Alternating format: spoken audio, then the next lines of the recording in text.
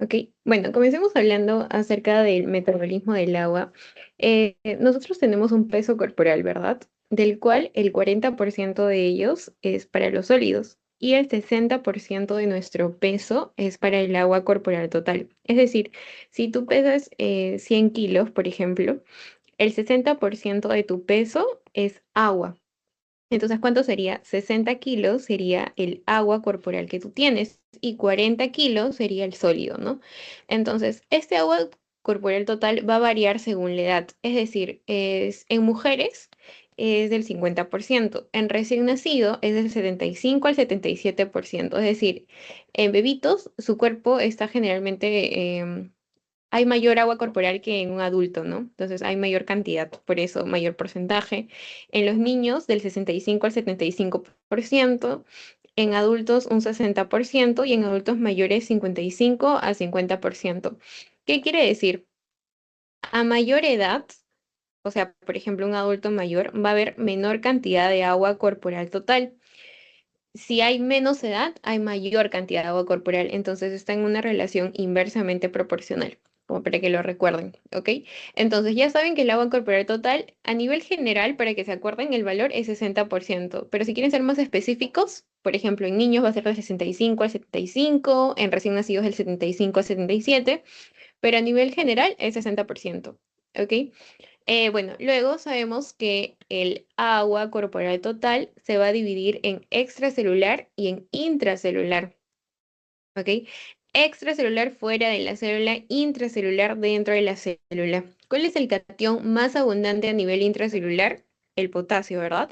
Entonces, el intracelular, dentro de este 60%, 40% es intracelular, ¿ok? Y el 20% es extracelular de este 60%.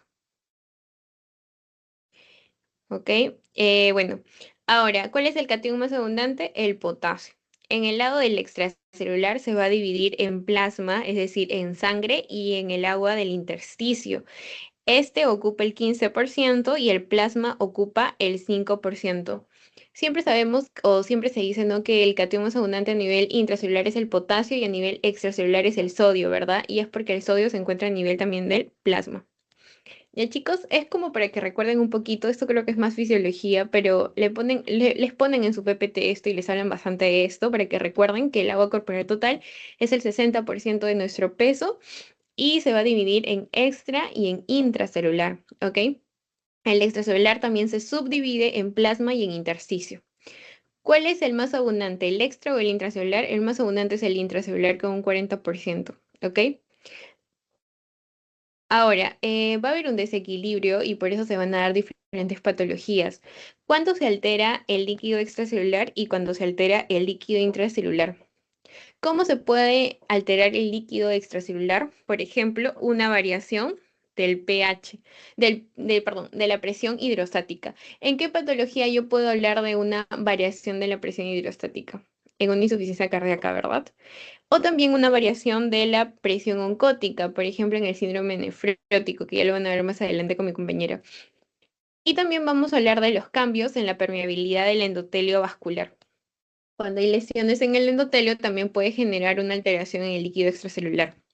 Luego hablamos del líquido intracelular cuando se encuentran los disturbios en la osmolaridad del espacio extracelular o cuando hay un disturbio en el aporte de requerimientos hidroeléctricos. ¿Ya chicos? Entonces ahí se pueden alterar estas concentraciones de los líquidos, tanto extra como intracelular. Ahora, comencemos hablando acerca del sodio. ¿El sodio dónde es más abundante? ¿A nivel intra o extracelular, chicos?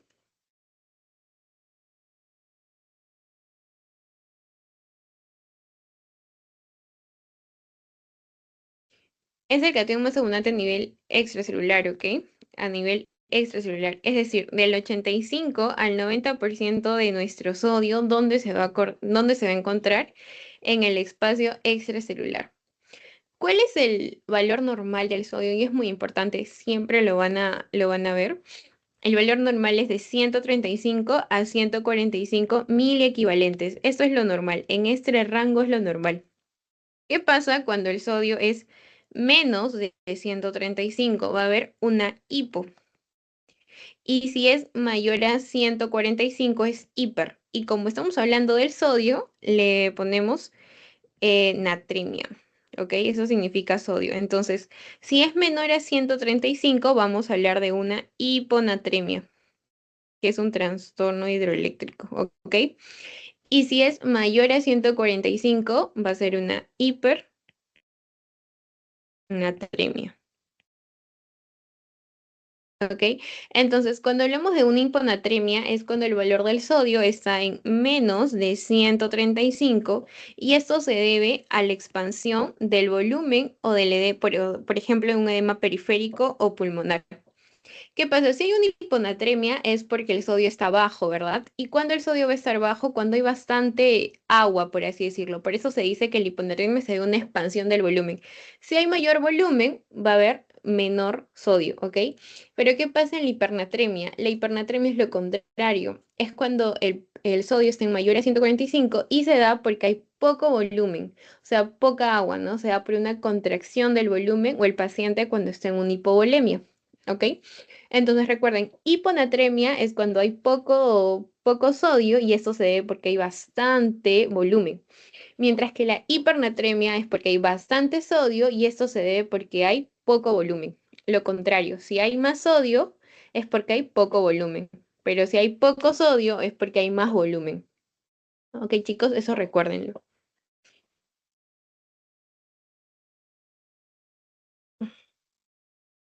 A ver, para que lo tengan más claro, por ejemplo, si acá tenemos, pónganse dos vasitos, ¿ok?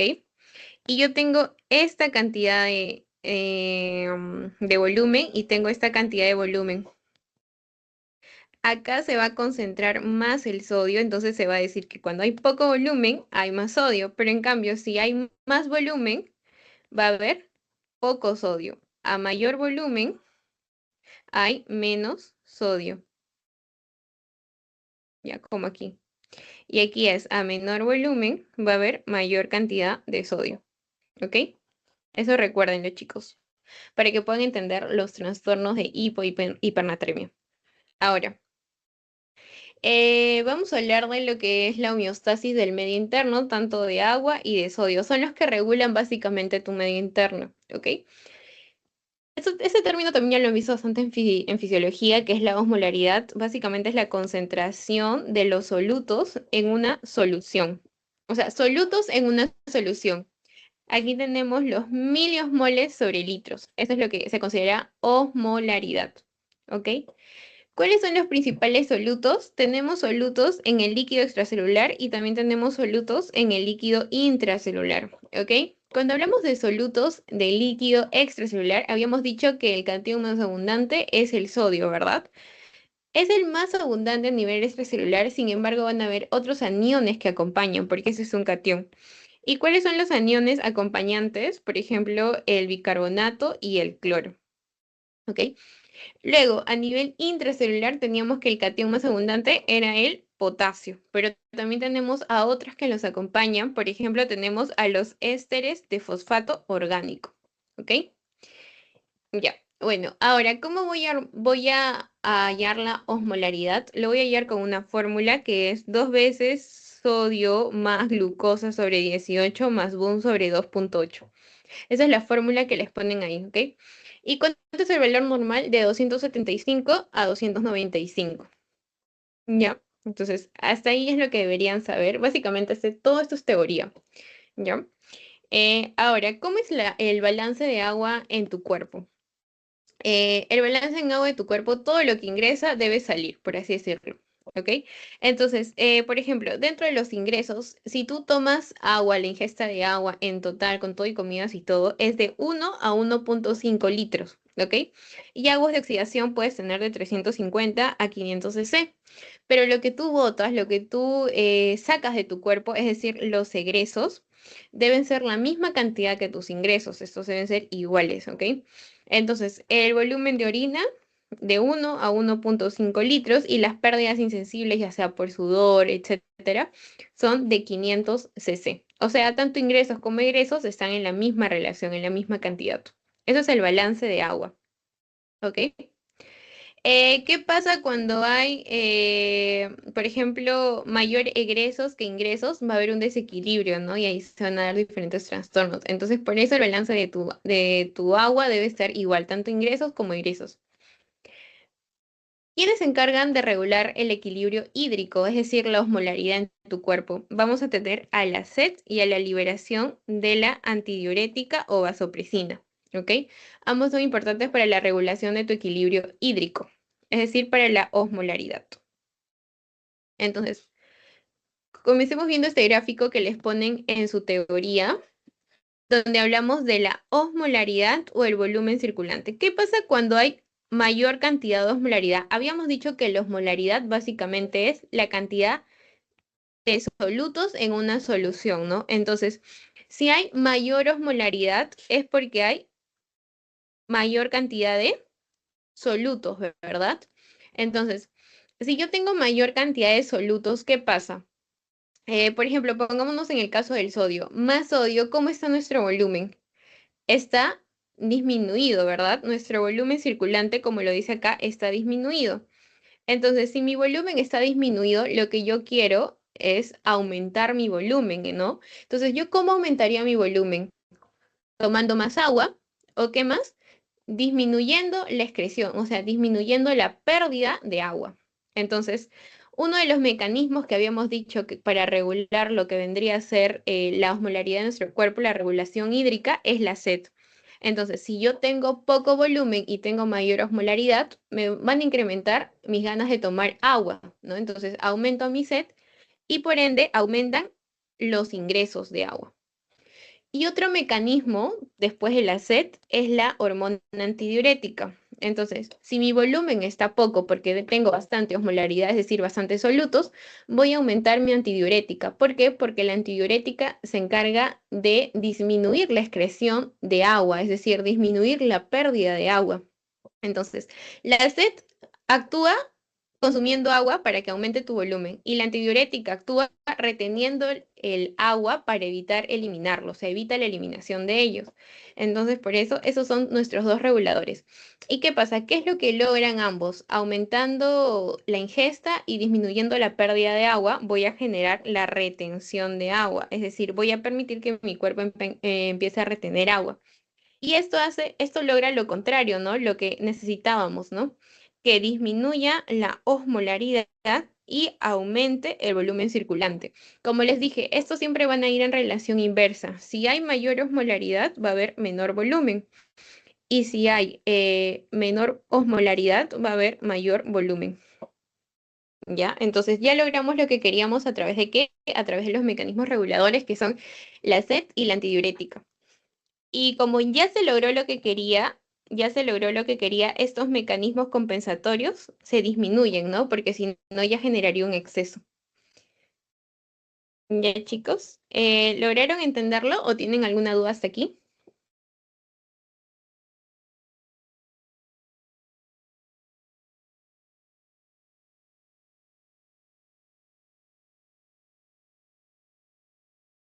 ¿Todo claro? ¿Tienen alguna pregunta?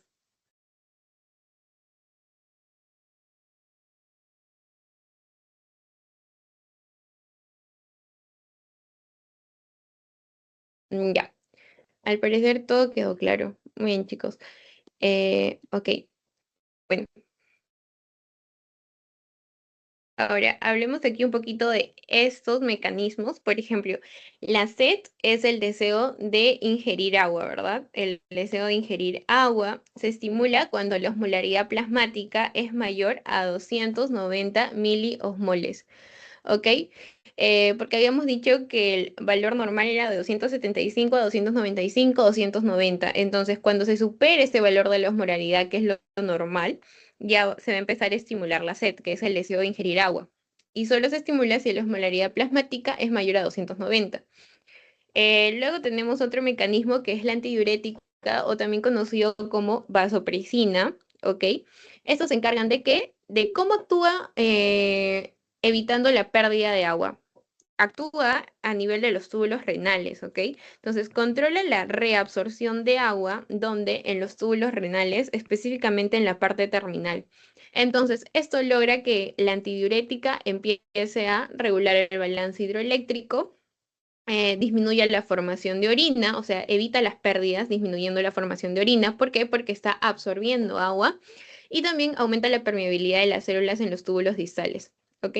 Entonces, esta es la única hormona que actúa de manera directa en la regulación de la osmolaridad. Porque la sed es un deseo, no es una hormona. La única hormona, recuerden, que actúa en la regulación de la osmolaridad es la antidiurética o también llamada vasopresina. ¿Ok? Es la única hormona que actúa en la regulación.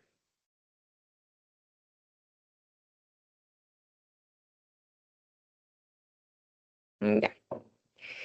Ahora, chicos, entonces ya saben quiénes actúan en la regulación de la osmolaridad. Ahora vayamos a hablar acerca de la bulimia. Uy. ¿Qué es la bulimia? La bulimia es el volumen total de qué? De sangre.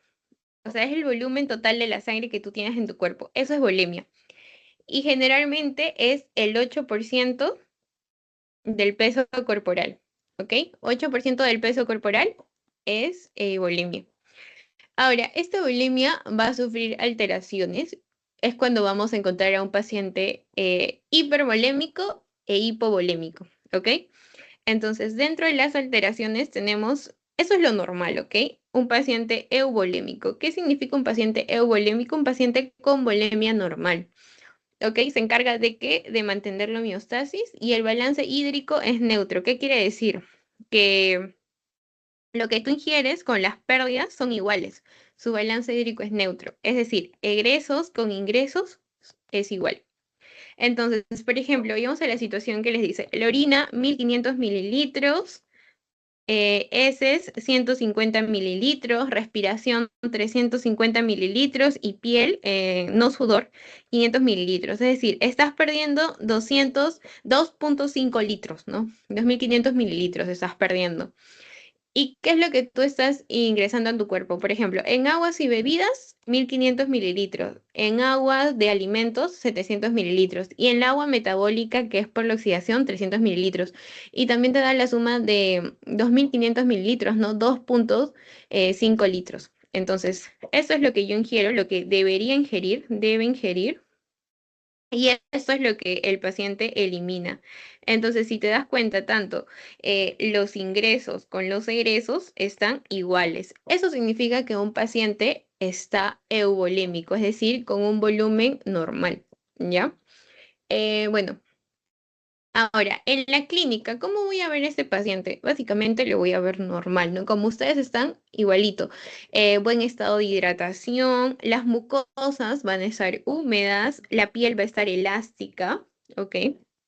La diuresis va a estar conservada. ¿Qué quiere decir? Que, o sea, la cantidad de veces que va al baño es lo normal, orina la cantidad necesaria, eso es una diuresis conservada. Y también vamos a tener que la frecuencia respiratoria, la presión arterial, la frecuencia cardíaca y la temperatura también van a ser normales, porque, por ejemplo, cuando un paciente pierde líquidos, está con una hipovolemia, por ejemplo, la presión arterial va a bajar, va a haber una hipotensión. Entonces, por eso recuerden que en un paciente euvolémico, cuando todo está normal, tanto ingresos como egresos, las mucosas van a estar hidratadas, el paciente va a estar con piel elástica, con piel caliente, con diuresis conservada, y sus signos vitales también van a estar normales, van a estar conservados.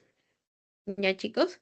Entonces, eso es cuando hablamos de un paciente euvolémico, es lo normal.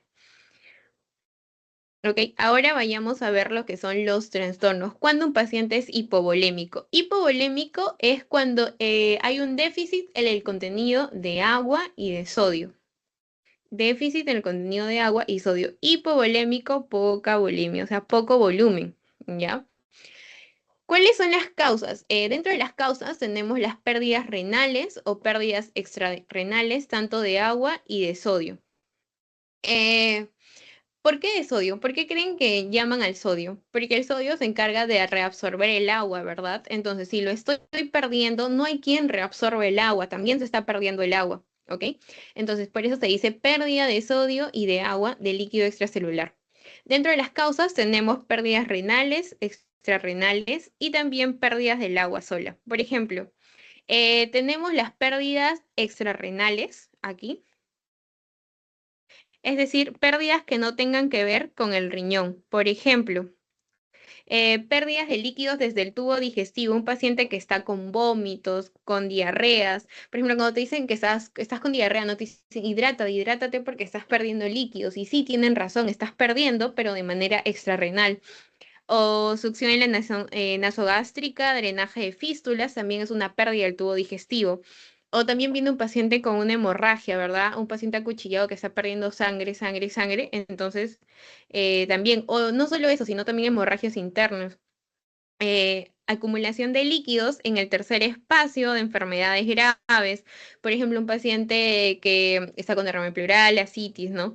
Luego tenemos las pérdidas respiratorias, cuando los pacientes cursan con polipnia o pérdidas cutáneas. Un paciente que está quemado también está perdiendo líquido de manera extrarrenal, ¿no? Entonces, en estas ocasiones vamos a encontrar a un paciente hipovolémico. Por ejemplo, a mí un paciente quemado, paciente hipovolémico, paciente que está con pérdidas sanguíneas, hipovolémico, paciente que está más de 2 días con diarreas, vómitos, paciente hipovolémico. ¿Por qué? Porque está perdiendo volumen. Es decir, sus egresos son mayores que sus ingresos, ¿ya? Y bueno, luego tenemos lo que son las pérdidas renales.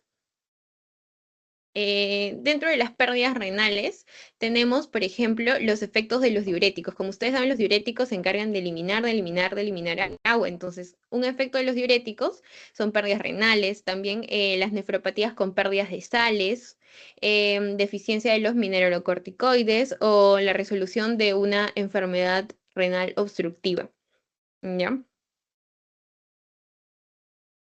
Entonces, en estos casos vamos a encontrar pérdidas renales, donde lo más comunes, lo que tú vas a ver a simple vista son los extrarrenales, pero recuerda que también hay pérdidas renales, ¿ok? Entonces, ¿ustedes cómo creen que vamos a encontrar a este paciente? A ver, dentro de los síntomas, ¿se acuerdan que nosotros habíamos dicho que tenemos mecanismos de compensación? Que si tu volumen está bajo, se va a aumentar algo, ¿verdad? ¿Y qué era esa sensación de tomar agua? O sea, ¿cómo crees que el paciente va a estar? Va a estar con bastante sed, ¿verdad? Entonces el paciente va a estar con sed, no va a haber una correcta perfusión, por así decirlo, al cerebro, que es el primero que se irriga, entonces vamos a ver que el paciente se siente con debilidad. ¿Ok? Lo principal, el famoso síncope, ¿no? El síncope que se desmaya de la nada. O también el paciente va a estar con astenia, con debilidad. Otro síntoma que puede tener el paciente si está perdiendo líquidos, también va a tener mareos, ¿verdad? Mareos, ortostatismo. Si el paciente está sentado y se para y le va a empezar a dar vueltas la cabeza, se va a marear, ese es el ortostatismo. Entonces, estos son los síntomas que va a tener un paciente. Es lo que te va a contar, ¿no? Tengo mucha sed, desde hace 5 días estoy muy cansado, tengo mareos, me paro desmayando. Entonces, son los síntomas que él me va a relatar, qué es lo que él siente. Pero yo, ¿cómo voy a ver al paciente? ¿Cómo es que lo voy a observar? ¿Cuáles son los signos característicos de un paciente hipovolémico? ¿Cuáles creen, chicos? Si habíamos dicho que cuando un paciente está euvolémico, sus mucosas están hidratadas, ¿cómo creen que van a estar las mucosas de un paciente hipovolémico? ¿También van a estar hidratadas? ¿Ustedes creen?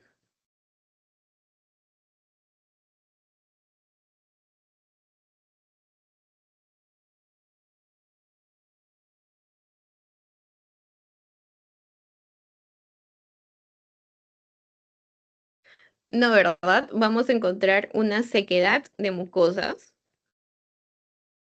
¿Ok? ¿Qué otro signo vamos a encontrar en ellos? Por ejemplo, vamos a encontrar oliguria, porque el paciente no orina, orina poco. ¿Qué va a botar si no hay nada allá? Entonces, oliguria, aparte de la sequedad de mucosas, el globo ocular se va a encontrar hundido. ¿Ok? Globo ocular hundido. ¿Qué más? El paciente no va a sudar, va a tener una ausencia de sudor.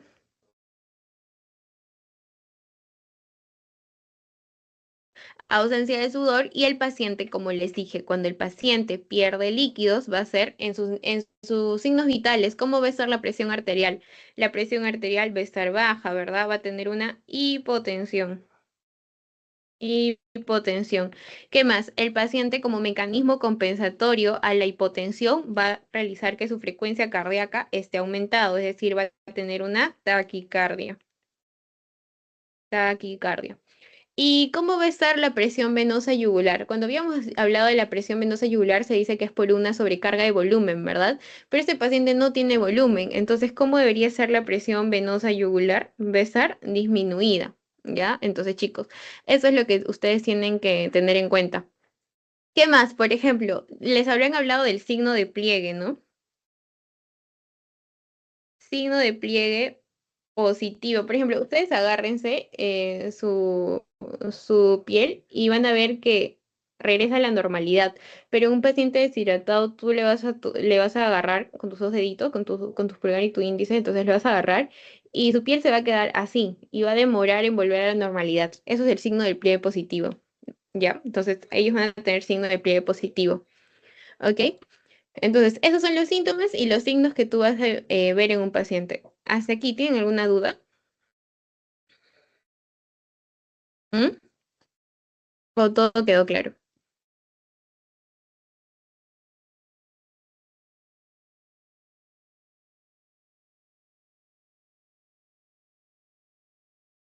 Ya, genial. Bueno, ahora vamos a hablar de un paciente que es lo contrario, ¿verdad? Un paciente hipervolémico, es decir, con una sobrecarga de volumen, con un exceso. Entonces, un paciente hipervolémico con un aumento de volumen.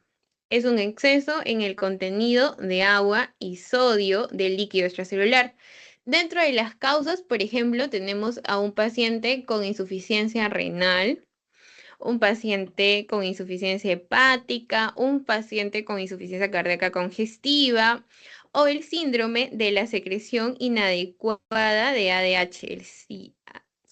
¿Ok? Entonces, esas son las causas o también terapias con líquidos intravenosos inadecuados, es decir, te ponen sobrecarga de líquidos por vía, ¿no? Por venoclisis, por ejemplo. Entonces, estas son las causas que van a hacer que un paciente tenga hipervolémica. Todo insuficiencia cardíaca, hepática, renal y el famoso SIAT, ¿ok?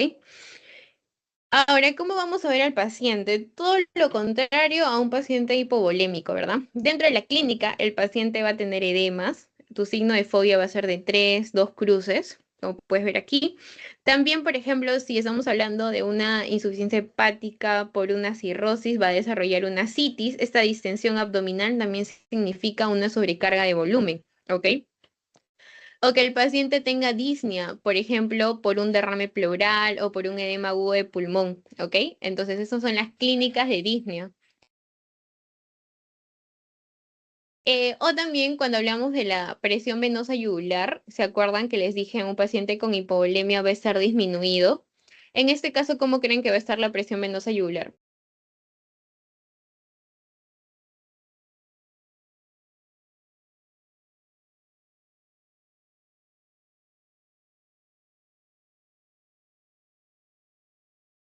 En este caso, la presión venosa yugular, como pueden ver aquí, va a estar aumentada, ¿no? Va a haber una ingurgitación yugular clara. El gasto cardíaco va a estar aumentado porque si hay mayor volumen, va a haber mayor sangre que expulse tu corazón, ¿no? Entonces, por eso se dice que hay mayor gasto cardíaco. Un aumento de peso, sí, el paciente va a subir de peso. ¿Por qué? Porque está reteniendo líquidos, ¿no? Y también, como les dije, también un ejemplo de la clínica, la disnea, ¿por qué? Por un edema agudo de pulmón o por un edema periférico, como pueden ver aquí, en los miembros inferiores, ¿no? Entonces, esa es una clínica de un paciente hipervolémico. Entonces, ya saben diferenciar un paciente hiper, hipo y euvolémico. ¿Ok, chicos? Hasta ahí todo quedó claro con el metabolismo del agua. ¿O tienen alguna duda?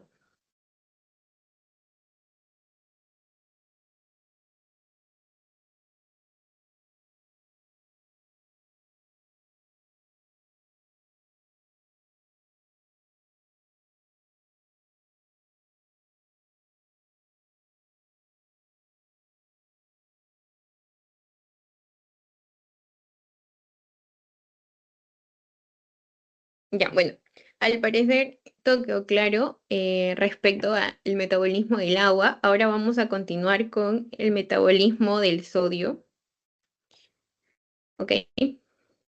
A ver, habíamos dicho que el sodio era el cation más abundante de dónde, chicos, extra o intracelular.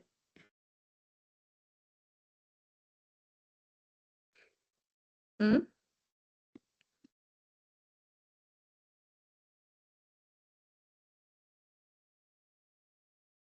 A nivel extra, ¿verdad? Entonces el metabolismo del sodio es a nivel extracelular. ¿Cuál es el? Para que tú puedas diferenciar entre una hipo y un hipernatremia, necesitas saber el valor normal del sodio. ¿Cuál es el valor normal del sodio, chicos? Siempre, deben grabárselo para siempre porque siempre les van a preguntar.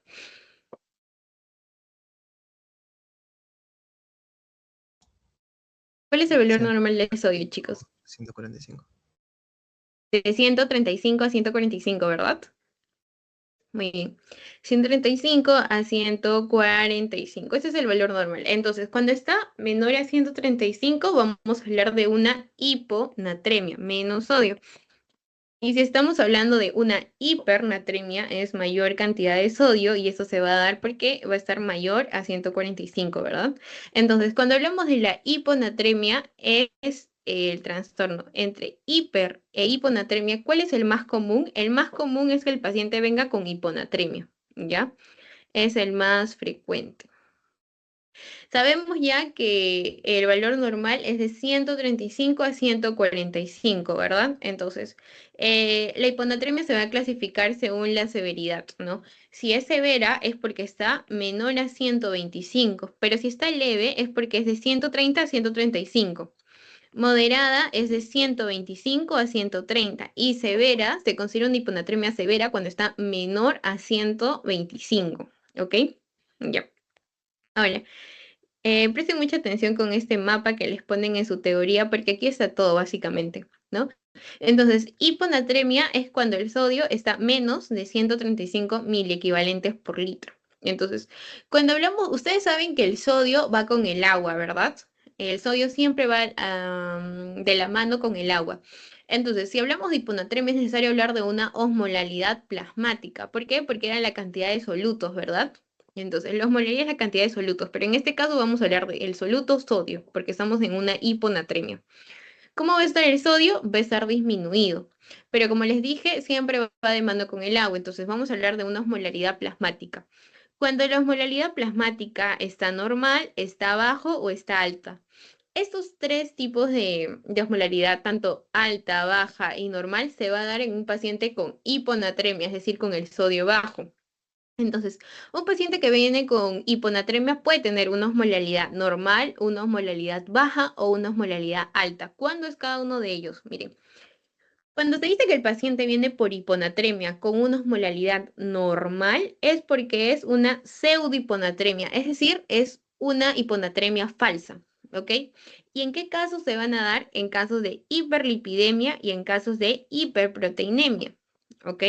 Entonces, si el paciente me viene con hiponatremia y osmolaridad normal, es una pseudohiponatremia, casos de hiperlipidemia, hiperproteinemia. Pero ¿qué pasa cuando el paciente me viene con una hiponatremia y una osmolaridad baja? Ahí se considera una hiponatremia verdadera, ¿ok? Si el paciente viene con hiponatremia bajo sodio y además una osmolaridad baja, ambos bajos, es porque se da una hiponatremia verdadera. Y ahora vamos a conocer sus causas, ¿ok? Pero antes de continuar con eso, ¿cómo es cuando un paciente me viene con hiponatremia, es decir, con sodio bajo y con una osmolaridad alta? Esto se debe a una hiperglucemia o al manitol, ¿ya? Pero lo más común es esto, chicos, que me venga el paciente con hiponatremia y con osmolaridad baja, ambos bajos. Ahí se considera una hiponatremia verdadera, ¿ok? Y esto se va a subdividir cuando hablamos del volumen extracelular. Cuando el volumen extracelular puede estar normal, alto o bajo. ¿Qué quiere decir? Básicamente lo que hemos visto. Un paciente con hipovolemia, con euvolemia y con hipervolemia. Si el paciente me viene con sodio bajo y osmolaridad baja, ¿cómo va a estar su volumen extracelular? Si el volumen extracelular está bajo, estamos hablando de que hay pérdida de volumen, entonces va a haber una deshidratación. el paciente puede estar sufriendo de pérdidas renales o extrarrenales, que ya lo vimos anteriormente, ¿verdad? Y el paciente va a venir con hipovolemia. Entonces, si el paciente tiene hiponatremia, tiene osmolaridad baja y viene con signos de deshidratación, lo más probable es que la causa de su hiponatremia sean las pérdidas renales o extrarrenales, ¿ok? Pero si el paciente me viene con sodio bajo, osmolalidad baja y además de eso me viene en eubolemia, es decir, un paciente con mucosas hidratadas, viene un paciente a consulta, ¿no? Tú le tomas su hemograma y sus electrolitos, todo, y ves que el paciente está normal, está hidratado, mucosas hidratadas, no tiene síncopes, nada, pero tú ves que en sus electrolitos me sale que el sodio está bajo, pero todo está normal. Entonces yo sospecho, por ejemplo, de que el paciente tenga hipotiroidismo, tenga insuficiencia suprarrenal, potomanía o el SIAD, el síndrome de la insuficiencia de la antidiurética, ¿ok? Entonces, recuerden, esto ha sido pregunta de examen. El SIAD. El SIAD, yo sospecho de que un paciente tenga SIAD cuando el paciente tiene hiponatremia, tiene osmolaridad baja, pero está en eubolemia, es decir, no tiene pérdida de líquidos. Sus ingresos con sus egresos están normales. Entonces te van a decir cuál es la causa, te ponen en el examen, ¿no? ¿Cuál es la causa de que un paciente tenga hiponatremia, pero no tenga edemas, ni tampoco tenga pérdida de sangre, ni pérdida de líquidos? Es cuando el paciente sufre de un SIAD, ¿ok? Esto fue pregunta de examen y varias veces, ¿ah? Entonces, ténganlo en cuenta. Y ahora, ¿qué pasa cuando el paciente me viene con una hiponatremia, con una osmolaridad baja, pero es un paciente en hipervolemia? Es decir, es un paciente que tenga edemas, un paciente que tenga citis, etcétera. Entonces, ¿es por qué? Porque la causa de tu hiponatremia puede ser una insuficiencia cardíaca, un síndrome nefrótico, una cirrosis hepática o una insuficiencia renal. ¿Ok? Bueno, de ahí le vas a hacer más exámenes para saber cuál es la causa definitiva, pues, ¿no? Pero para que tengan en cuenta que la hiponatremia puede ser que un paciente venga deshidratado, un paciente venga sobrehidratado o un paciente esté normal. Entonces, la hiponatremia tiene diferentes cuadros. No solo es que si un paciente viene con hiponatremia, es un paciente que viene deshidratado. No, es un paciente que tiene las tres cosas, ¿no? Puede ser con hipovolemia. ¿Por qué? Porque viene la causa de su hiponatremia son las pérdidas. O un paciente en eubolemia que su causa es el SIAD. O que el paciente venga en hipervolemia, pero la causa ya pues es la insuficiencia cardíaca, el síndrome nefrótico, la cirrosis hepática, cualquiera de ellos. ¿Ok, chicos? Entonces, si ustedes saben este cuadro, este mapita que les pone de su teoría, van a saber resolver las preguntas. ¿Ya? Entonces, esa es la clasificación según la osmolaridad. Aquí lo puse también, es según el volumen extracelular, cuando un paciente es hipovolémico, hipervolémico y euvolémico, ¿no? En hipovolémico, si está perdiendo volumen, ya saben que van a venir con signos de deshidratación. Es una pérdida excesiva de agua, ¿no? Entonces, ¿cuáles son esos signos que yo voy a ver en el paciente con hipovolemia, chicos? ¿Cómo ustedes identifican a un paciente con hipovolemia?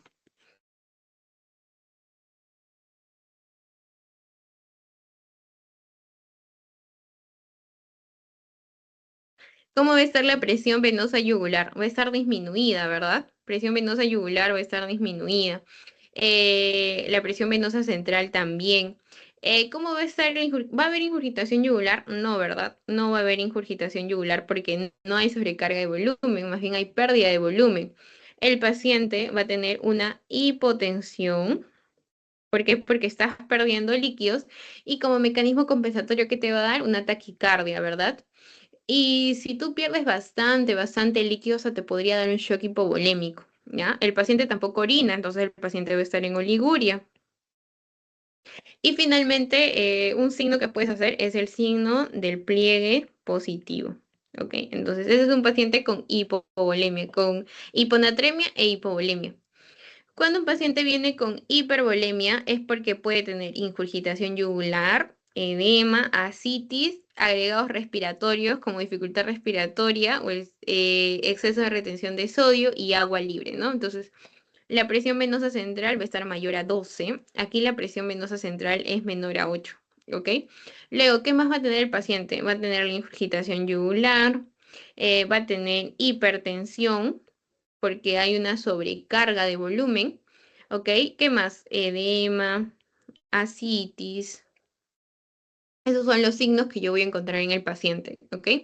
Derrame pleural, anasacara, etcétera. Anasarcara, ¿ya? Entonces, esos son los signos que voy a encontrar en un paciente con hipo y con hipervolemia, ¿ok?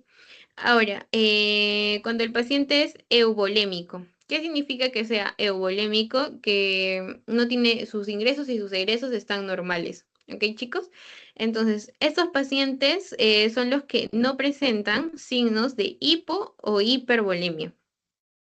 Es decir, el sodio urinario es mayor de 20 milimoles, ¿ok? Entonces, recuerden que la hiponatremia puede ir con hipovolemia, con hipervolemia o con euvolemia, ¿ya? Y bueno, también les ponen en su teoría, no he puesto el cuadrito acá, no creo que les vengan, pero igual se los voy a recordar, que puede haber una clasificación también según su gravedad, ¿ok? O sea, según la gravedad de la hiponatremia. Y esto se ve según la clínica del paciente, ¿ok? Puede ser grave, puede ser moderado o puede ser leve. ¿Ya? A ver, ¿cómo va a ver un paciente con hiponatremia que esté grave? El paciente va a venir en estupor, el paciente va a entrar en coma, el paciente va a tener convulsiones o diestres respiratorios, ¿ya? Entonces, eso es un paciente que tiene una hiponatremia grave. ¿Cuándo es moderado? Cuando el paciente tiene náuseas, tiene vómitos, ¿qué más? Va a tener una somnolencia, una confusión, una desorientación, ¿ok? Eso es cuando un paciente está moderadamente grave, moderadamente en su gravedad. Pero cuando es cuando el paciente tiene una hiponatremia leve, va a tener los síntomas clásicos, pues, ¿no? Una cefalea, un déficit en la atención, depresión, alteración en la marcha, etcétera. Eso es según su clínica, ¿verdad? Según su clínica, ¿ya? Ahora, también se puede dar según la cantidad del sodio. ¿Qué pasa? Cuando es grave y moderado, es porque el sodio está menor a 120 milimoles. Como habíamos dicho aquí, no sé, acá está, ¿no? Severa, menor a 125, lo mismo que grave, pues, ¿no? Menor a 120. Y leve es cuando está mayor o igual a 120. Chicos, este es el cuadrito que les ponen en su teoría también, pero no creo que les vengan la verdad. ¿Ya? ¿Hasta ahí tienen alguna duda con hiponatremia?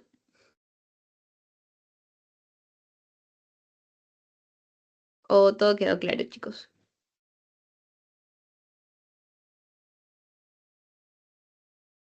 Ujú.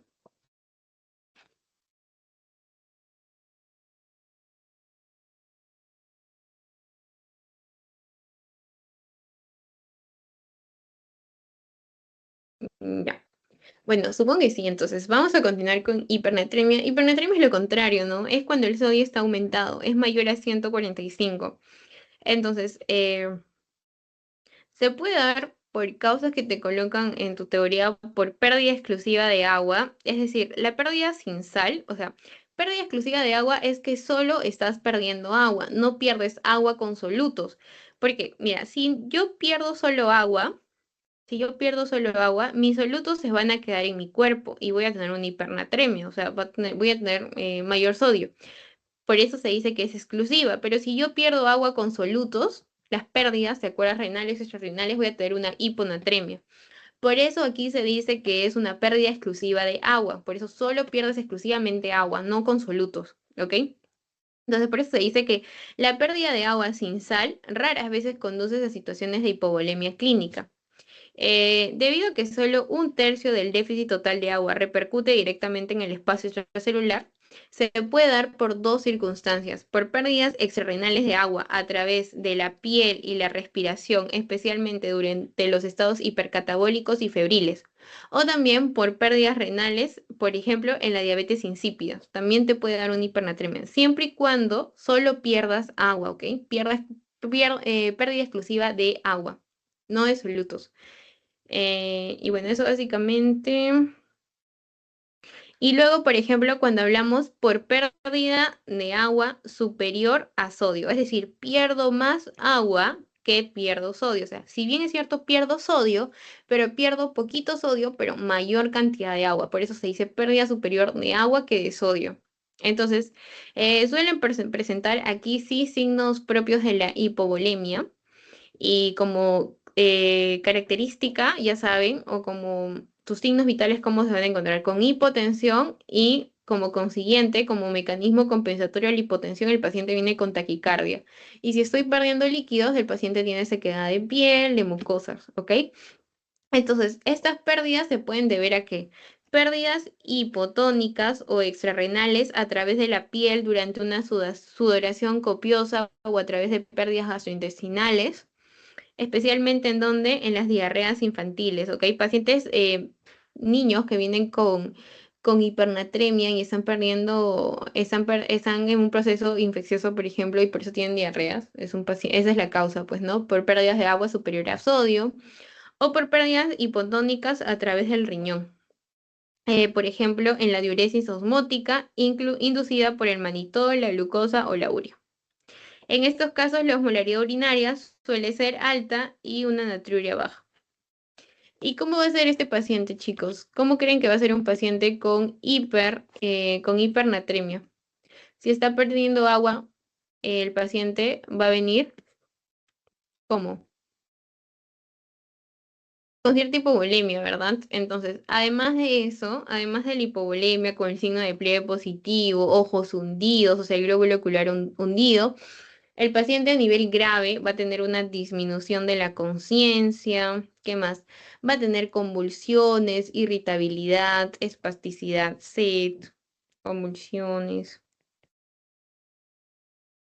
irritabilidad, entre otros. Pero dentro de ellos, los más comunes y los que más preguntan en tu examen también es acerca de hiponatremia. De hipernatremia no hablan tanto, más es de hiponatremia. Así que chicos, lo que sí les voy a pedir para su examen es que recuerden este cuadrito de acá, es muy importante. El de la hiponatremia. ¿Cuáles son las causas de que hay una hiponatremia con osmolaridad baja? Y en hipovolemia, en euvolemia y en hipervolemia. ¿Ya, chicos? ¿Hasta ahí tienen alguna duda?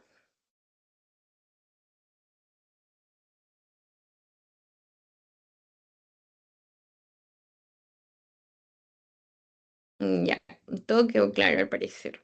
Ujú. Ya, genial, Fabricio. Bueno, chicos, ahora vamos a resolver estas preguntas. Les voy a dar un minuto para que puedan resolverlo y si pueden me ponen sus claves en el chat.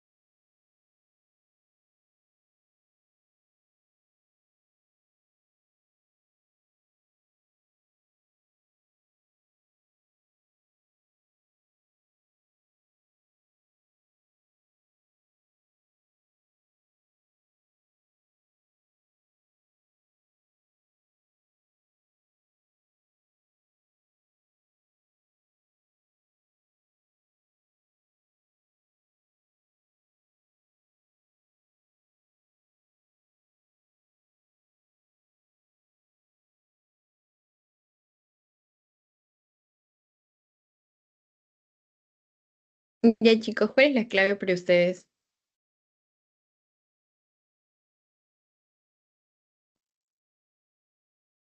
¿Tienen una clave?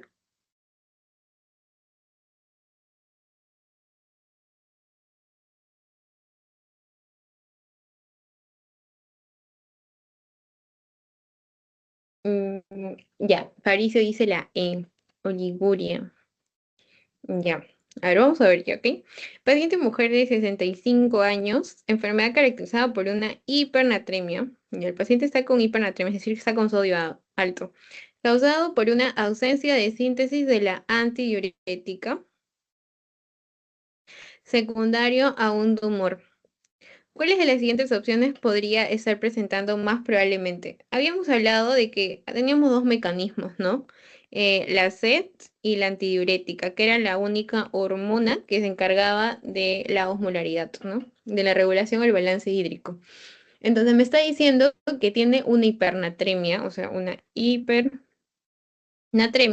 causado porque no se sintetiza antidiurética. ¿Por qué? Porque hay un tumor haciendo que no se libere la antidiurética. Entonces, ¿qué es lo que por consecuencia voy a tener, chicos? ¿Qué es lo que me daría si estamos hablando de que se complementa con la SET?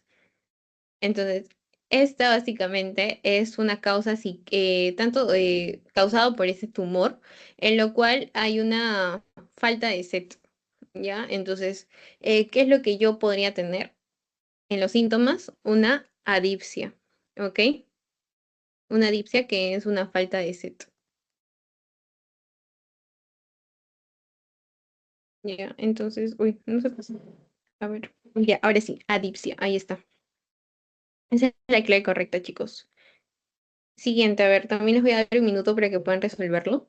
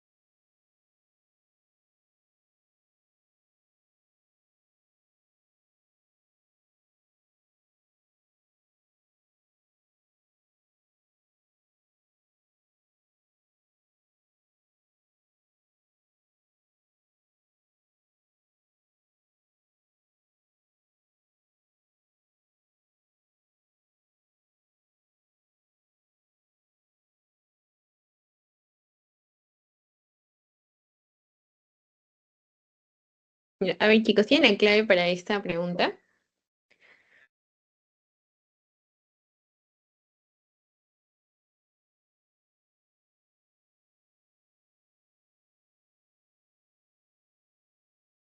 A ver, todos juntos. Me dice que es una paciente mujer de 69 años que tiene un tumor pulmonar maligno que en sus análisis se encuentra un sodio sérico en 120, por lo cual se sospecha de una secreción inapropiada de la hormona antidiurética. ¿Cuál es la variable que presentará la paciente? Primero analicemos. Si el sodio sérico está en 120, habíamos dicho que el valor normal del sodio, ¿cuánto era? De 135 a 145 mil equivalentes por litro, ¿no? Si está en 120, significa que el paciente está en una hiponatremia. Hiponatremia, ¿ok? Y me dice que se sospecha de que esta hiponatremia sea por causa de una CIAT, es decir, una secreción inapropiada del antidiurético. Entonces, para recordar, chicos, cuando nosotros hablábamos de una hiponatremia,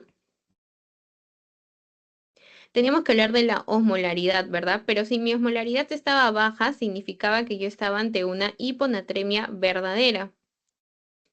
Y esta hiponatremia verdadera podría ir acompañada de de las causas, ¿no? Que se evidencian a través de una hipovolemia, una euvolemia y una hipervolemia. Cuando hablábamos de que un paciente venía con hiponatremia, osmolaridad baja y hipovolemia, era por causas de pérdidas. Pero si hablamos de una euvolemia, ¿se acuerdan que les dije que era pregunta de examen? Que era por una causa de SIA, de una secreción inapropiada de antidiurética. Y si un paciente venía con hipervolemia, era por causa de insuficiencia, por ejemplo, cardíaca, por insuficiencia hepática, por insuficiencia renal, ¿no? Entonces, por eso se diferenciaban. Pero aquí me dice que el paciente viene por hiponatremia, que se sospecha que sea por un SIAT. Entonces, ¿cómo va a estar mi paciente? Mi paciente va a estar euvolémico, es decir, no va a tener edemas, no va a tener signo de pliegue positivo, no va a estar deshidratado ni sobrecargado, va a estar normal.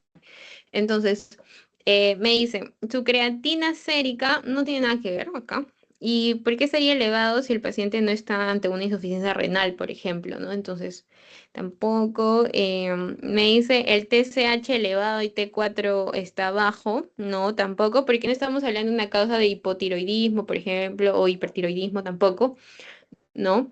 Em, Se encuentra hidratada. Sí, mi paciente con SIA se encuentra hidratado. ¿Por qué? Porque es euvolémico y no tiene edemas, no tiene sobrecarga de volumen. Muy bien, eso sí es verdadero. ¿Se encuentra deshidratada? No, el paciente no está en hipovolemia, porque si fuera hipovolemia sería que se sospechara de una hiponatremia por causa de pérdidas, ¿no? Entonces tampoco. ¿Tiene edemas? Peor, ¿no? Tampoco está sobrecargado, no tiene insuficiencia cardíaca, insuficiencia hepática, nada. Referencia de ingesta compulsiva de agua. No, acá no estamos hablando de la SET aún, ¿ok? Entonces, si el paciente tiene una SIAT, tiene una euvolemia, o sea, el paciente es euvolémico, es por causa euvolémica. Entonces, el paciente está hidratado y no tiene edemas. ¿Ok, chicos? Entonces, esa es la clave. Se encuentra hidratado y no tiene edemas. ¿Y también este cuadrito? Lo pueden haber hecho. Ya. A ver, chicos, este de aquí, también les voy a dar un minuto.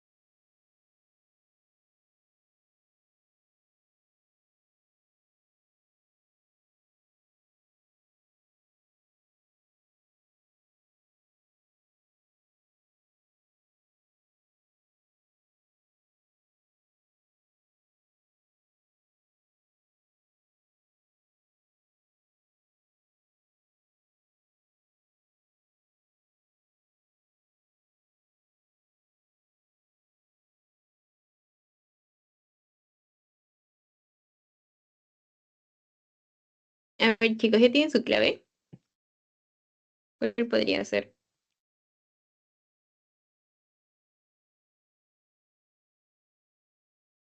Ya, mire, me dice que es una mujer de 74 años que tiene insuficiencia cardíaca congestiva, estadio 2 del NIJA, que llega a consulta externa. La paciente explica que tiene edemas de miembros inferiores con una fobia hasta la rodilla, clínicamente tiene ingurgitación yugular de grado 1 y el laboratorio de rutina me dice que tiene una hemoglobina de 11, un hematocrito de 33, electrolitos de sodio en 127, o sea, está con cierto tipo de hiponatremia. Y potasio de 4, cloro de 109, glucosa de 98, creatinina de 1. ¿Cuál es el diagnóstico más probable?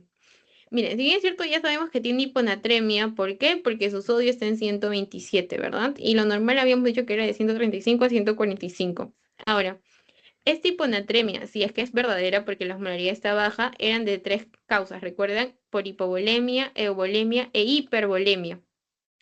Pero acá me dice que la paciente tiene una insuficiencia cardíaca congestiva, o sea, que es una causa hipervolémica, ¿no? Y me lo confirma diciendo que tiene sus signos edema, incurgitación yugular, que es una sobrecarga de volumen.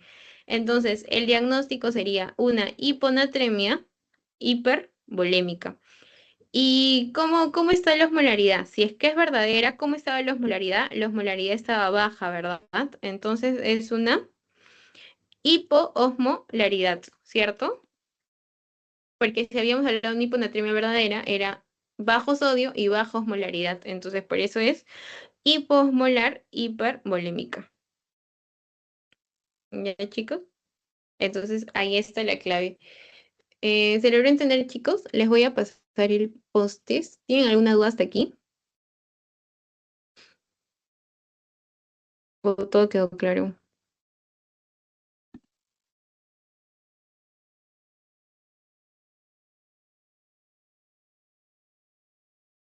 Ya.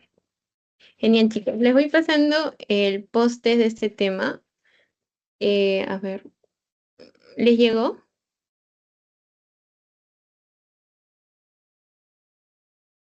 Voy a dejar de grabar, a ver un momento.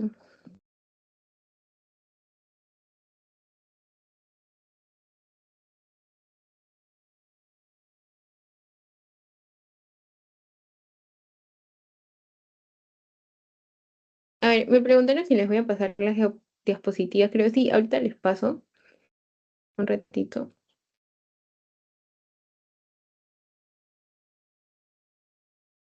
Ya.